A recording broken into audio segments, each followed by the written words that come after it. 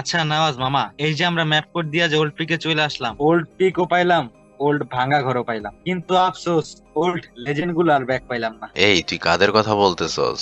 আমি আর কাদের কথা বলবো, যারা একটা সময় ওল্ড পিকে রাজত্ব করতো, যারা এই ওল্ড পিকে নামলে পুরা ওল্ড পিক থর থর করে কাঁপতো, সেই লেজেন্ড গুলা এখন আর নাই। আচ্ছা মন খারাপ করিস না, চল আমরা ভাঙা ঘরের উপরে উঠে গ্লাইডার দিয়ে পুরো ওল্ড পিকটা ঘুরে দেখি। আচ্ছা ঠিক আছে মামা, তুই আমার পিছে পিছে হ্যাঁ রে মামা, এগুলা কারা? ওল্ড লেজেন্ড গুলা সব এক ফ্রেমে? আরে হ্যাঁ, তাই তো দেখতেছি, এখানে তো সব লেজেন্ড একসাথে। আরে হ্যাঁ মামা, তাই তো দেখতাছি। আমার সামনে দেখ, ভিটুকে, বিএনএল, রাইস্টার, এসকে সাব্বির বস একই ফ্রেমে সবাই দাঁড়ায় আছে। মামা মামা মামা, তুই একটু নিচে যা মামা, আমি ওর মাঝখানে দাঁড়াই, তাহলে আমিও লেজেন্ড হয়ে যাব।